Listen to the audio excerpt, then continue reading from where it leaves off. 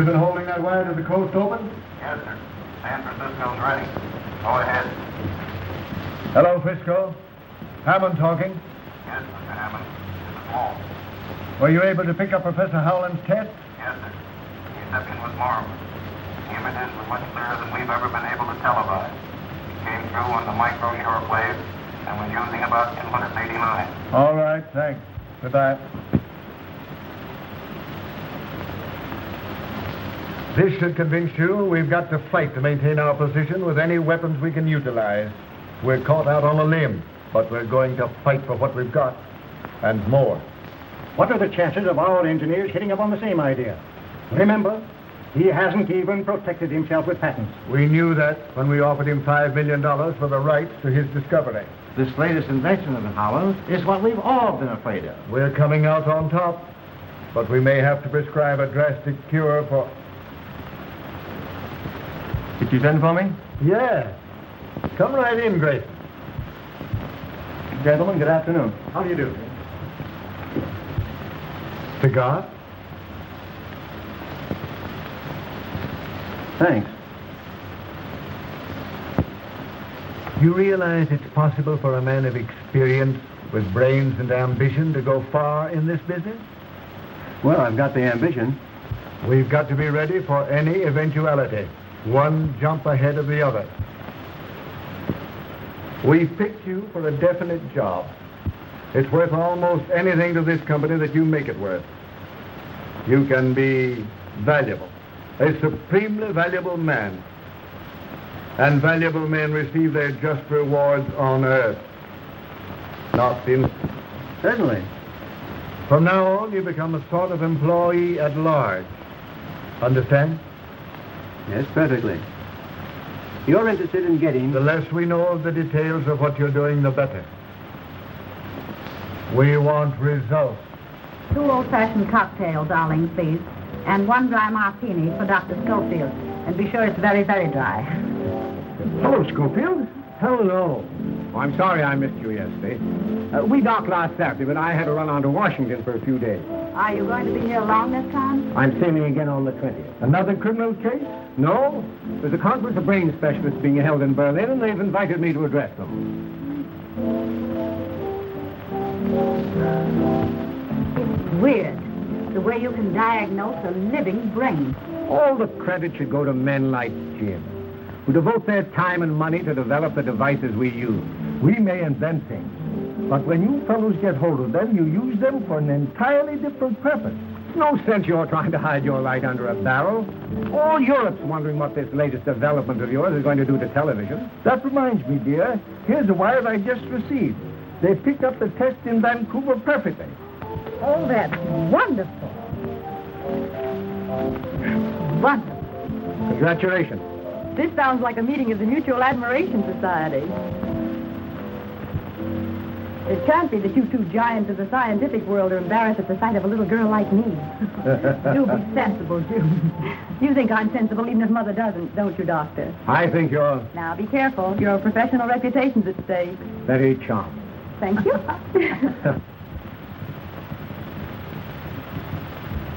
But Howland must realize that when he begins televising a regular schedule, he's liable to run into difficulties. In what way, sir? He may not be so fortunate in securing men like yourself when he increases his operating staff.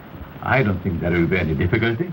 You'll admit there is always the possibility of an employee becoming disgruntled over some fancied injustice.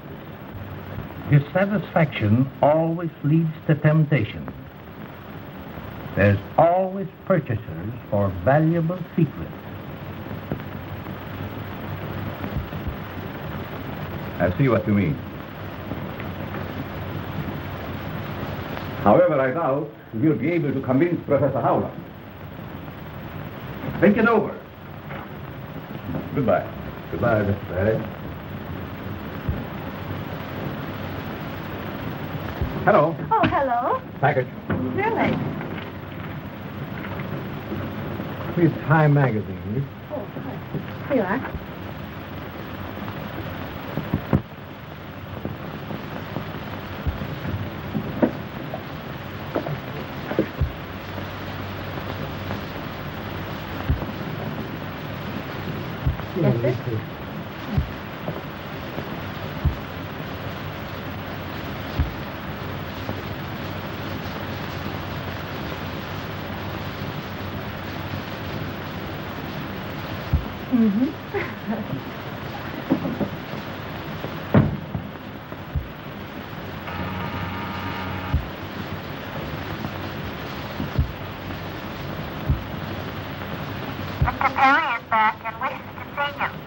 Have him come right in.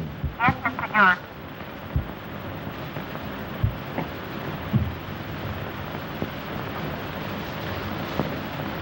Hewitt. Well, well. This is indeed an unexpected pleasure. Sit down.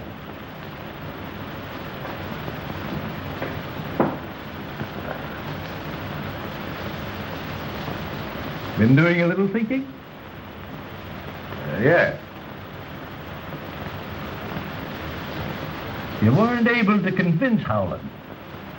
No, but I thought maybe we could, Talk things over yes, and come to an understanding? perhaps. Would $100,000 be any inducement?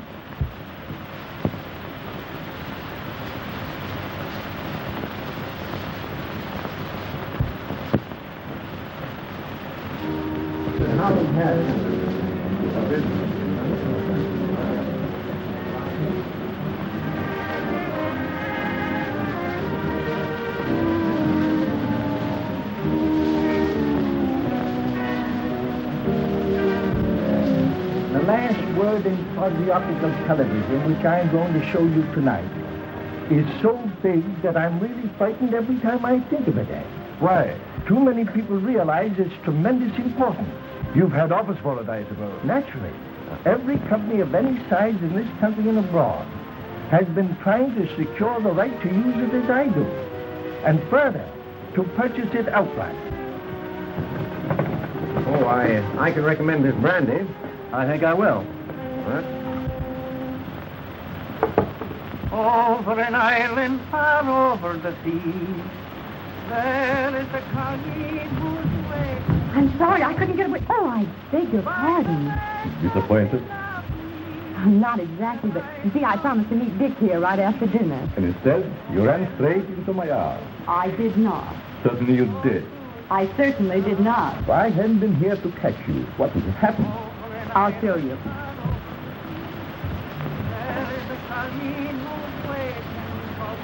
I would have been strolling sedately along, admiring the beautiful view and the wonderful moon. It is nice out here tonight, isn't it? Lovely. Over an island far over the sea, there is a collie. Here I am, Dick, over here. Oh. By the lake of Kimberley, that I love. I came out for a breath of air, and June Now, almost... don't go telling tales out of school. Well, she did seem a little jumpy when she saw me. Are you nervous, dear? Not exactly. But I have kind of a funny feeling here. My heart doesn't want to stay where it belongs. It keeps going flippity-flop. I guess the excitement was too much for you. Well, we still have time for a short walk. Harry, will you join us? I'd like to, but there are still a few things I have to do before we go on the air. Some other time, perhaps. Well, it's there, but I expect to be back in a couple of months. I think you want to stay another week. Very, very interesting, isn't it? Hi, Missy. Thumbs off fingers. It doesn't matter, Arling. It's all right. When wine is filled with accident, steps of disaster hasten. Stop that nonsense. Pick up that glass before someone is really injured. No matter what happens, Arling always has a proverb. But I'm not a bit superstitious, but it does give one a rather creepy feeling. Don't pay any attention to Arling. He has a mania for quoting Confucius and Charlie Chan. You know Charlie. Clever, these Chinese. Nowhere for me, by the lake of Kimberley, that I love so dear. Good evening. Good evening. Why, Mr. Grayson, I didn't recognize you. How are you, sir? President, how are you? Fine, sir, fine. Can't you see, June, that the chance we've both been waiting for? Does your promotion depend entirely upon Father? Well, if your father would only... I think I'll have to go in. All right. I'll do it myself. Even you, as the chief of police, will have to admit that your methods are obsolete. That may be, Jim. But we seem to get along pretty well as it is with our radio teletype system. Suppose you had instant pictures at your command showing every move a criminal you are tracing makes. If you can do that, I can't understand why the government isn't interested. Government officials will be watching tonight, not only in Washington, but in widely separated points throughout the country. I admit it should be of great interest to them. After the broadcast, I have a greater surprise. A further development which you will hardly believe until you see it. You make me very curious. It is my hope to be able to prove that television is the greatest step forward we have yet made in the preservation of humanity. It will make of this earth a paradise we've always visioned, but have never seen. What's humble pardon, sir? Man named Mendoza say he must see. Him no take no for answer. Mendoza? Our gentleman is in reception room. Thanks, Arling. You'll pardon me, won't you? Certainly. Harry, there's a gentleman here named Mendoza. Do you happen to recall him? No, sir. Shall I see him for you? That's not necessary. I'll talk to him for a few moments. It's nearly 8. I'll flash you from the laboratory when I'm ready. Mr. Howland? Yes? I am sorry to interrupt at a time like this. I represent a group of men that are very anxious to purchase your invention. I'm sorry, Mr. Mendoza. It is not for sale. They are prepared to pay anything you ask. I'm not asking anything. In that case, Mr. Howland, I must insist that you do not go ahead with the demonstration you are planning this evening. Just whom do you represent? I am not at liberty to tell you, but I assure you they are a very powerful group. Then there's nothing more to be said. Good night, sir. Good night.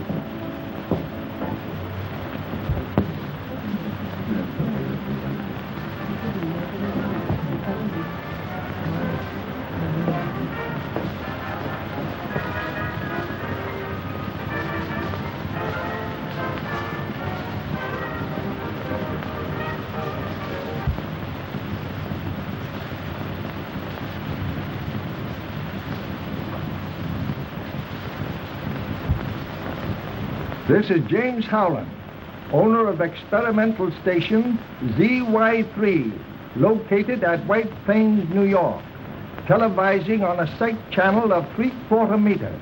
We are attempting to reach the entire United States direct without the use of relays. Our first presentation this evening will be I Had the Right Idea by Miss Florence, accompanied on the piano by my daughter, Miss June Howland.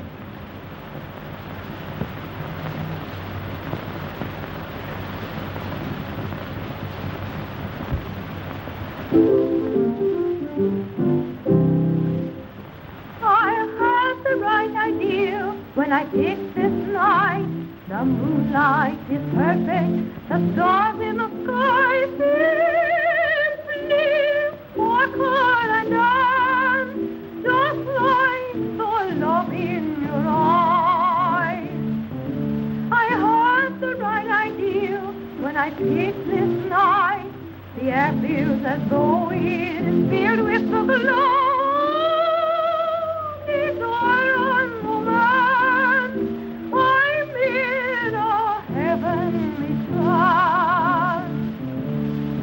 Your lips entice me, and my arms fit nicely around you. I'm heading for bliss when words in feeling are spoken within the consummation of a very first kiss.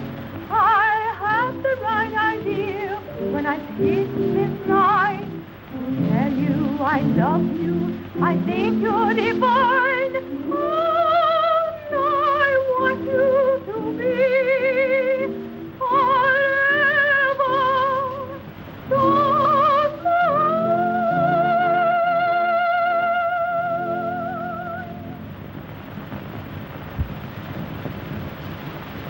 The few of us who are fortunate enough to have television sets have used them merely as a novelty. When we had nothing else to do, we tuned in on whatever program we were able to pick up. Due to the almost insurmountable obstacles encountered, in the frequencies required and high-fidelity pictures, our transmissions were limited. But these obstacles, I am happy to say, have been overcome. This in itself was a scientific triumph, but still I was not satisfied. I felt that television should be something more than just another form of amusement.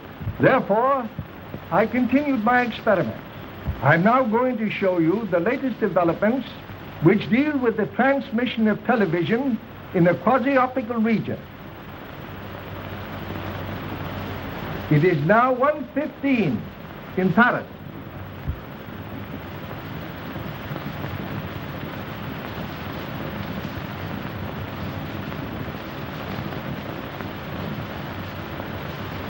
Wouldn't you like to see what's taking place in dear old London?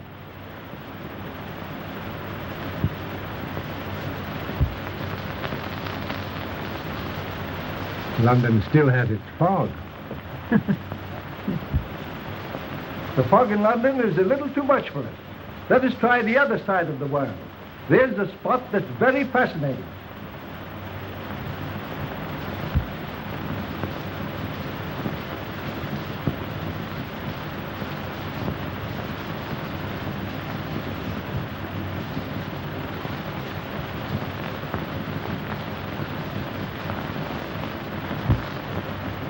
I just remembered a phone call I should have made.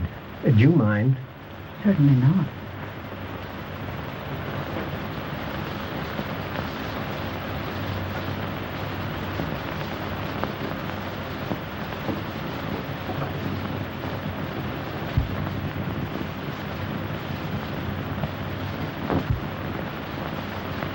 Africa is a very interesting place about which we know very little. The natives of Africa years ago were indirectly the cause of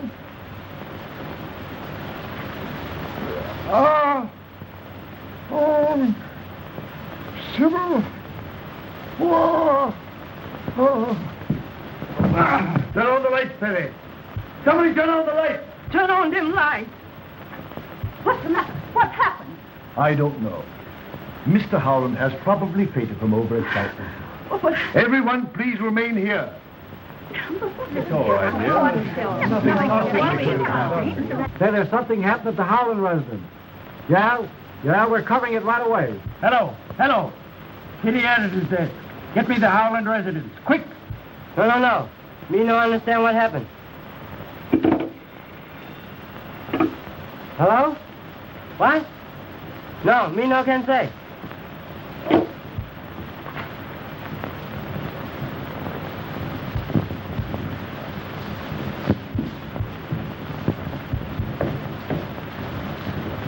What's wrong? Mr. Howland is dead, sir. Dead?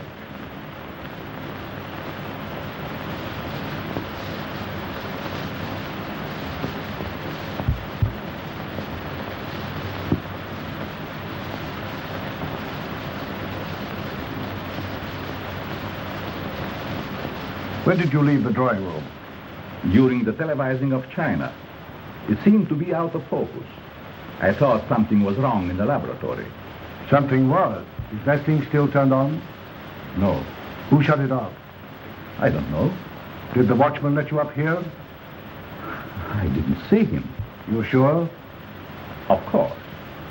You couldn't be mistaken, could you? I said I didn't see him.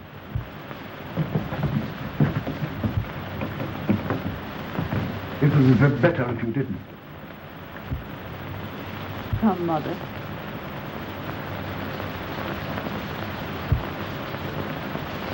It looks to me like... Just a moment. See if you can find that watchman.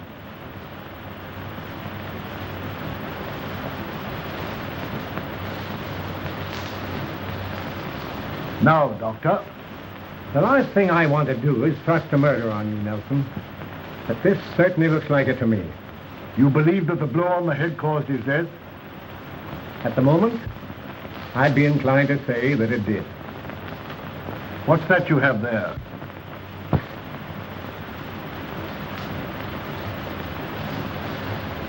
Some papers that were on the floor. Is there anything missing? A special cure.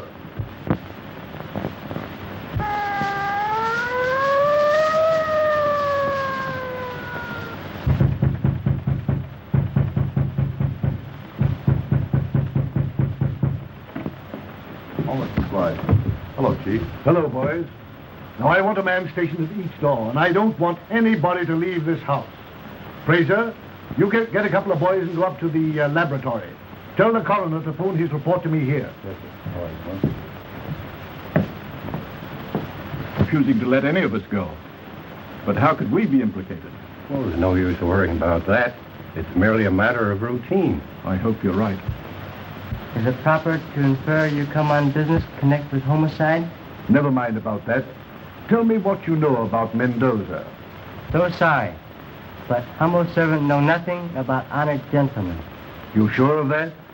Regret. Humbly suggest you squander valuable time.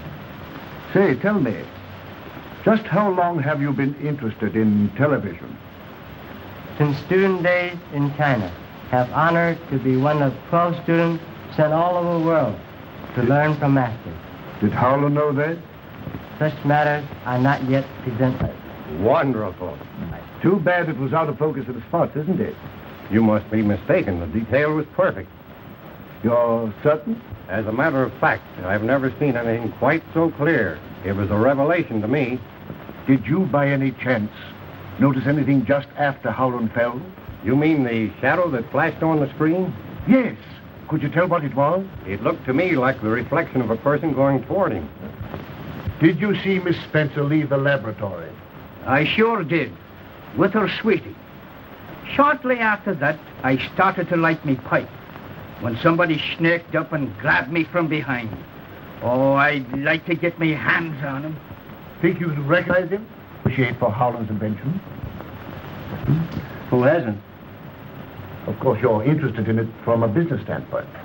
Well, I guess you'd call it that, yes. Then why didn't you stay for the entire demonstration? I promised Joan I'd meet her when she's finished. Did you? Certainly. Where? At the laboratory, of course. Did you stop on the way or go direct? Well, no. That is, when I left the house, I thought I saw someone moving among the trees. Whoever it was got away. I met June as she came down. Did you return directly to the house? Well, no. Aren't you getting a little bit personal? Come in.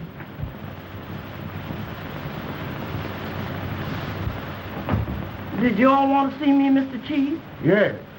All right, Grayson, I'll want to talk to you a little later. There's nothing to be nervous about, Isabella. That's what you think, sir. But you ain't been listening to Chinese death and just asked the simple since Mr. Howland died. All this excitement ain't too much for my heart. That's what I want to talk to you about. My heart? No. I didn't have nothing to do with it, honest, I didn't. I'm sure you didn't. But did you see anybody come through the kitchen earlier tonight? I didn't see a soul. Were you there all the time? No, sir, I wasn't. Where were you? I was peeping in at the pictures. Well, if anybody went through the kitchen, you'd have seen them, wouldn't you? No, sir, I wouldn't. Why not? I wasn't there all the time.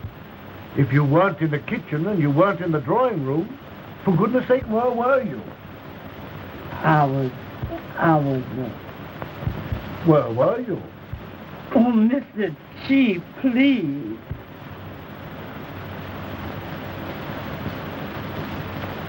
All right, run along, Isabella.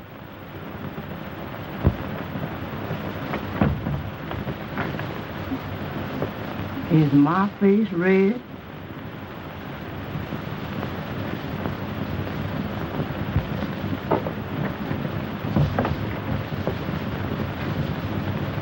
Come on, let's take a look at the rest of them.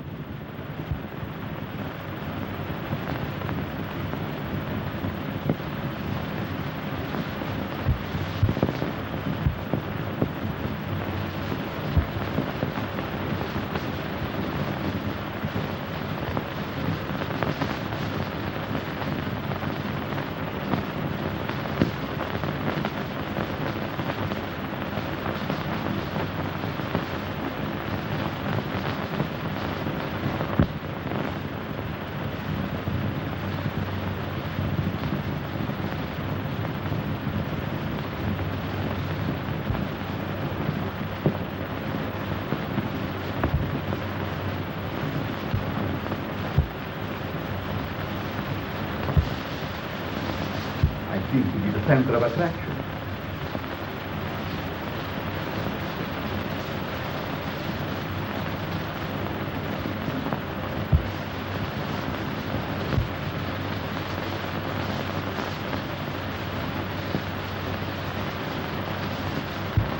Well, I couldn't swear that any of them was the one. They all look alike to me in that soup and fish get-up. That's all for now, Reardon. Just how long have you been with Howland? I should say, let's see, about 7 months. How important a factor is the tube you said was missing from the television set? It's the most vital part of the hookup. Could it be duplicated? I doubt it. Mr. Howland designed it himself. Without his drawings, I'm sure it would be impossible. That's all for now. By the way, Doctor, did you see anything that looked like a figure going across the screen just after Howland collapsed? Sorry, I didn't. I was phoning at the time. Phoning? Yes, I called my office, but no one answered. That makes 3 people that were out of the room. Of course, you didn't leave the premises. I know what you're thinking, but you're wrong. Neither Perry nor Grayson had anything to do with this. Doctor, I'm sure Howland was murdered right before my eyes. I don't know how or by whom. But to me, everyone's guilty until he proves himself innocent. You shouldn't champion anyone. You know, I'm liable to get the idea that you know who did it. How do I know, Chief, that you didn't? Oh.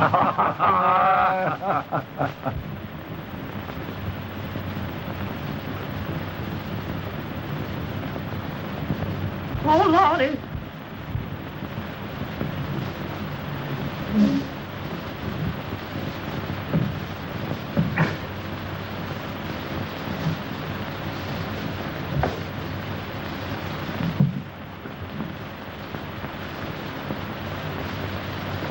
This is Mommy. Wait a minute. Let's go. Hold that knife, boy. This is Mommy. I know, but I got... Show you. I got my business for that in here. Wait a minute. If you'll put that toad sticker up, you won't need it. There's more than one way to skin a cat. Hey, sister, if you stop shimmying, I'll just slide by. Boss man no only for us. Boss man say throw him out. Oh, wait a minute. Out you go. Wait, you go. Out you go, honey. Out you go, honey. I got business. But I told you I got business here. Him great Charlie Chan say, the matter is settled. Kindly omit surprise feelings. We sure been there. Where's Mr. Nelson? Why, I don't know. Would you mind trying to find him? Father's safe has been burglarized. You'd better notify him yourself. Anything new, Nelson? Mother would like to see you at once, Mr. Nelson. Father's room has been broken into.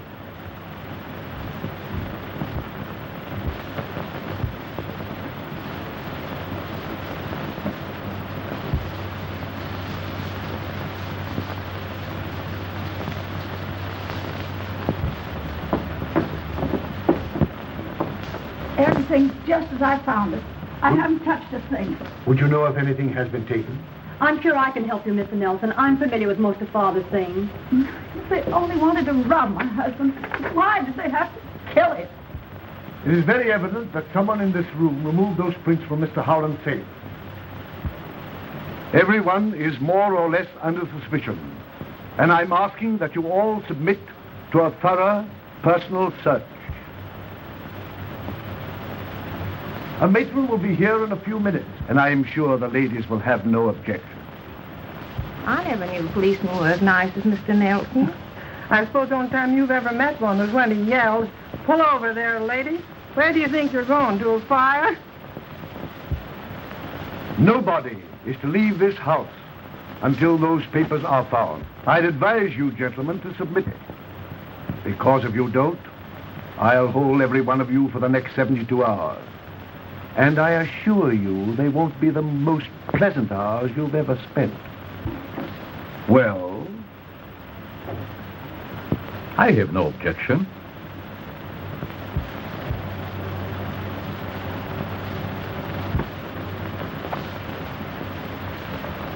more I think of it, the more positive I am that this thing rests between two persons. Perry and Grayson? Yes. They both have motives, and they're the only ones that have. They were both out on the grounds when Howland was murdered, but neither can prove where he was. Grayson's ambitious. He's in the television business. He tried to get Howland's invention. He knows it's worth millions. Granted, but everyone here may have reasons also, or connections with others. And Perry, who is he and what is he? He's been here about 7 months. He lied when he said the broadcast was out of focus. We found him in the laboratory when we discovered the murder. He's the one that says the vital part of the television set is missing. And now the prints are gone. I'm going to place both of them under arrest and charge them with murder. Now, don't do anything hastily. You remember when I examined Crowley's brain for you about a year ago? Well, what's that got to do with it? I told you at that time the man was a potential murderer? Yes. Your expert sneered and scoffed. Yet within 6 months from that time, he was convicted and sentenced to death. Well? If you will permit me to send for my apparatus, I'll prove to you that neither Perry nor Grayson could have committed this murder. Oh, you're talking sheer nonsense. Well, let me telephone my office and have Alan bring it right over. Oh, all right, go ahead.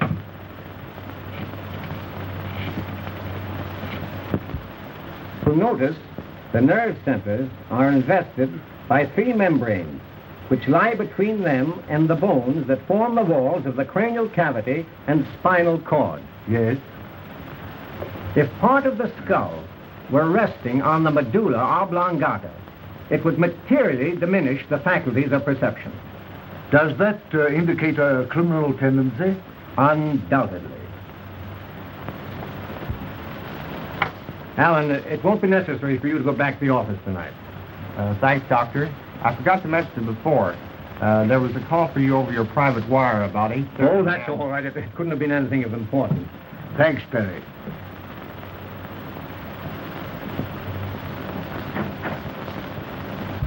Have I convinced you, Nelson? Well, I don't know. Perhaps you have. Then you agree with me that neither of these men are guilty? In a way, yet yes, I'll agree with you. The only difference in their brain development is the size, and scientifically, that has no significance.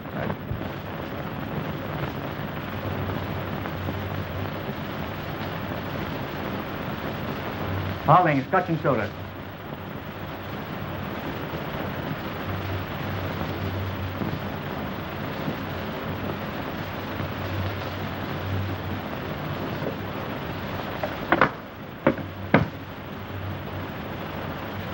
Glad I happened across you. The inspector wants to see you. He's upstairs. Oh, thanks. Well, I wonder what he wants this time. He wouldn't say.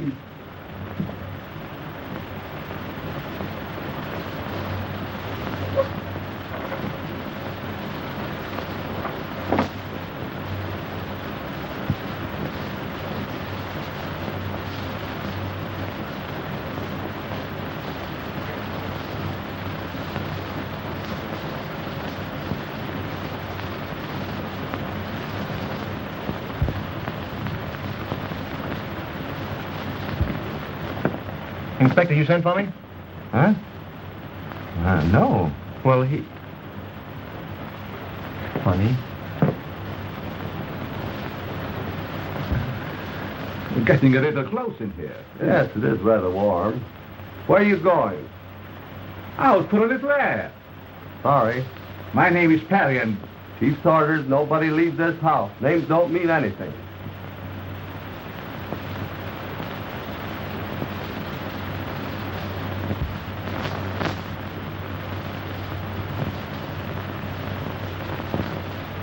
I keep telling you, I got business here, and I don't want to be roughed up like this. I tell you, I wouldn't come in to I told you I got business.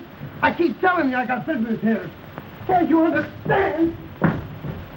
That guy, I don't know how he gets in, but he's giving us a lot of trouble.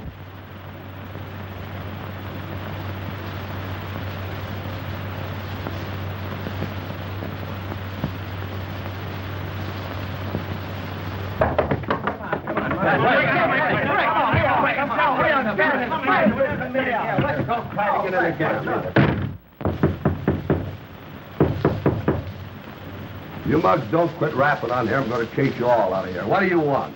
My name's Jordan. Keith Nelson sent for me. Okay, that's right. Go ahead. That's right, Coroner. Call me here as soon as you made an examination. Okay. I'm Jordan. Don Jordan. Of the International Television Corporation? Yes. You seem to be very concerned about Howland's death. I was watching his broadcast. When he collapsed, I telephoned here but couldn't get any information. So I telephoned headquarters. Well? I want to know if he died from natural causes or if he was... Murdered? Yes. And if he was? I think I know who did it. Suppose you tell me he was murdered. Howland had an invention which we were all more or less interested in, and... Never mind the preliminaries. Get to the point. Well, it's rather difficult, but I'll try. A certain party came to me. Who was it? A man by the name of... Who? Perry. Go ahead. What else? During our conversation, I made him an offer of a substantial sum if he would use his, that is, his influence with Howland in our behalf. What do you mean by a substantial sum? $100,000. As a bribe? Absolutely not. The money was offered as a gesture of goodwill. If we had someone on the inside, we stood a better chance than the others. We'll see what Perry has to say about this.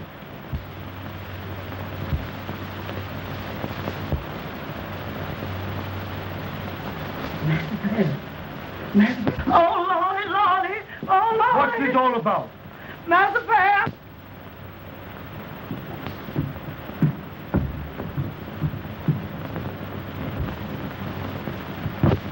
He's the man who came to my office. You sure? Positive. I wonder who could have done it. It's a mystery to me. Get him Arling's knife. It was stuck away in the corner of the bedroom. This is yours, isn't it? Yes. The knife belonged to me. Then why did you kill Perry? Mr. Perry is a very good friend.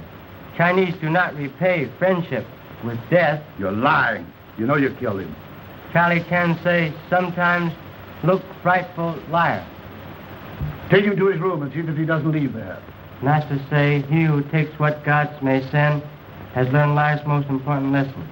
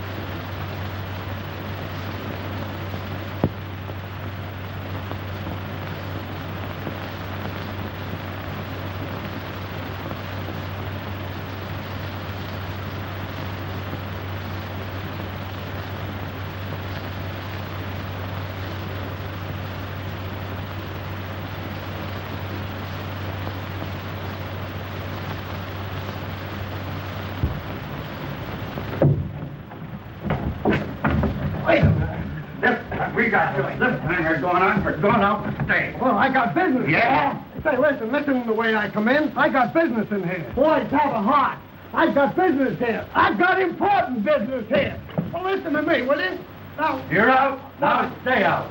you might not come in this way, but this is the way you're going out.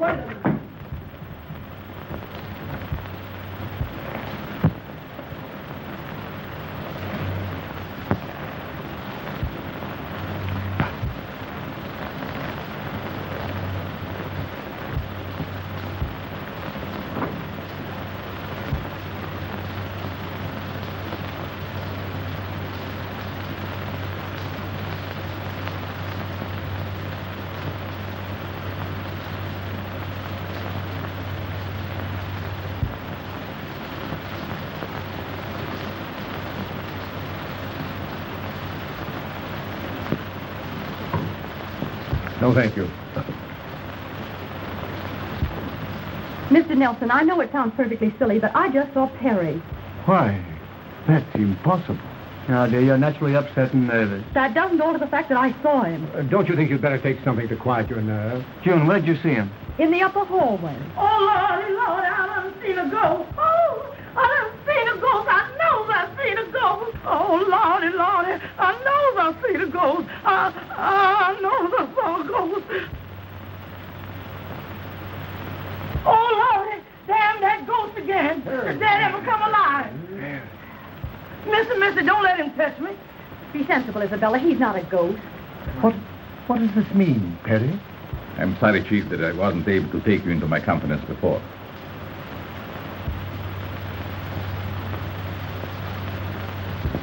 If you're here and alive, who was it that was killed? My brother. A twin. whom I hadn't seen for years until...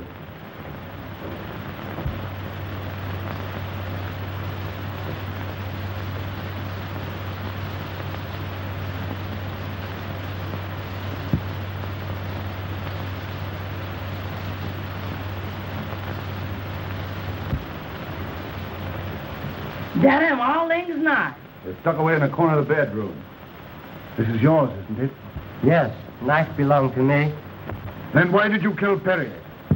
Mr. Perry is very good friend.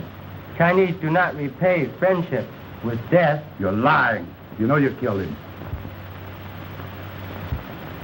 And being at a loss to know how he was mixed up in the affair, I refrained from making his identity known until I was able to make a further investigation. Perhaps I can clear that up for you. This afternoon, your brother represented himself as you to Jordan of the Radio Television Company. Represented himself as me? Yes. And do you know what took place between them? He was offered a substantial sum to secure the drawings of Howland's process. That explains it. Explains what? Posing as me, it was very simple for him to gain admittance here and have access to every part of the house. And he must have stolen the print. Yes. Tim Perry, take envelope from cigarette box on table. When was that? Just after you send me after whiskey and soda. Then it must have been your brother who sent me on the wild goose chase after the inspector. When? Just before he was found dead. There were no papers found on the body. Who was in this room when the documents were taken? No one. Just me and you. Door open, but no one come in. What door? That door. Were you still in the study at that time, Chief? I believe I was. Anyone with you? Now, let me see. That was just before Jordan came in. Undoubtedly. This is what took place. Thanks. I wonder what he wants now. He wouldn't say.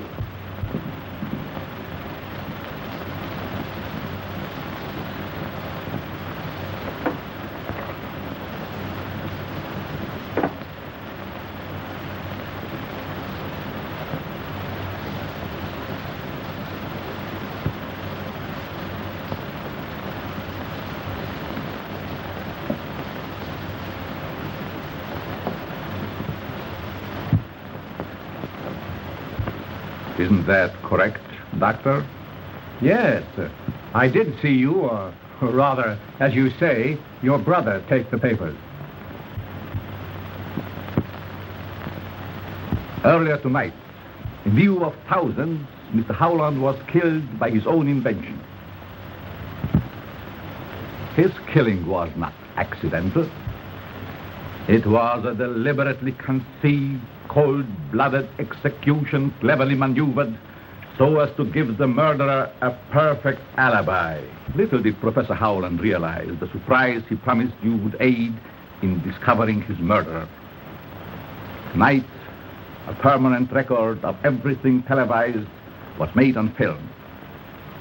Now you're going to see part of that record. Many of you, no doubt, have seen or heard the radio demonstration of starting an automobile motor by voice vibrations. This is not a difficult thing to do. In this instance, the murderer used sound instead of voice. At exactly 8:29, Dr. Schofield made a telephone call from this house to his office.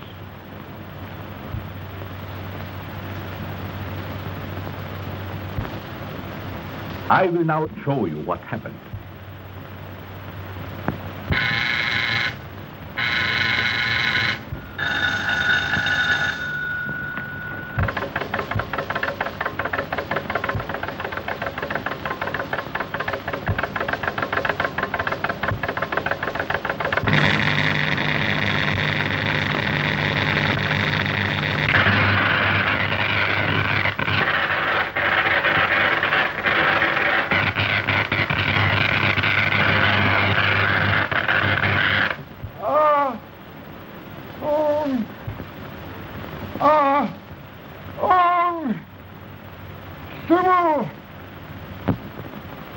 The light that you just saw envelop Professor Howland caused his death. How could such a thing be possible? Dr. Schofield's equipment, which you have just seen, radiated waves direct to Professor Howland's laboratory. When these waves came in contact with those the professor's equipment was radiating, they created interstellar frequency, which is the death ray. Your contacts with foreign governments interested in television are known. Fantastic.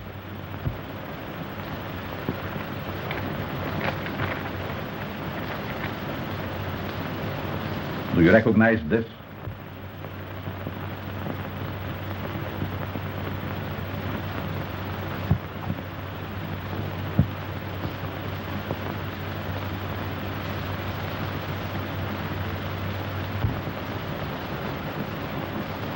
I thought so. May I have that envelope, Doctor? I'm sorry I can't accommodate you.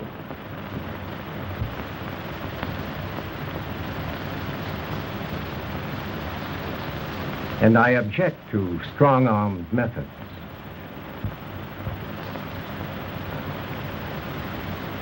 Perhaps you would like to have a look at this.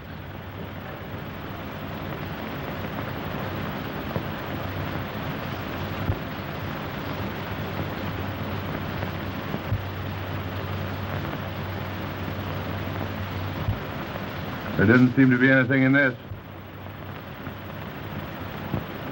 Aren't you carrying things with rather a high hand? Not at all.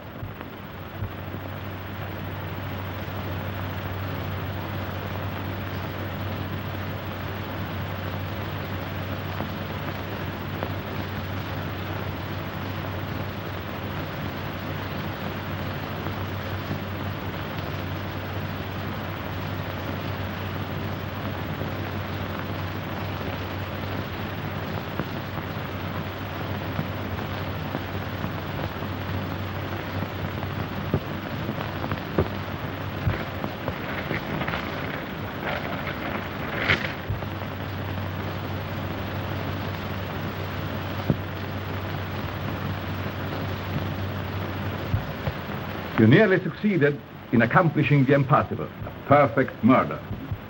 But in your eagerness to prove that neither Grayson nor I could have killed Mr. Howland, you telephoned your office, forgetting that just previously you had said there was no one there.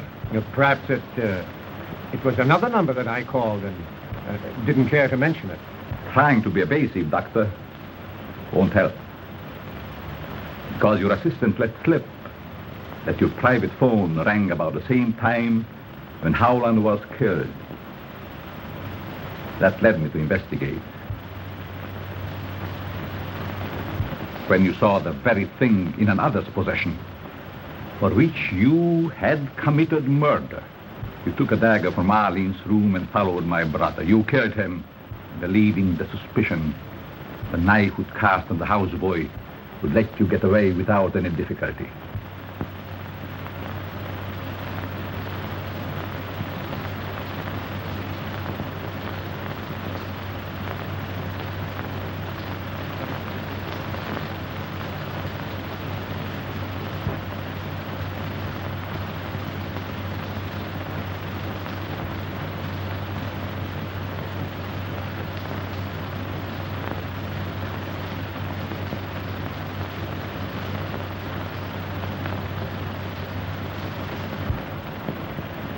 Would you get me a dry martini, Arling?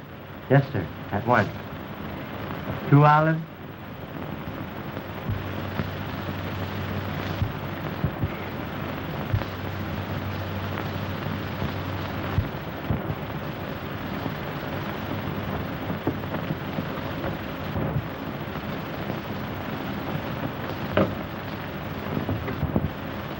As Arling would say, even though the eyes may see, the mind will not believe.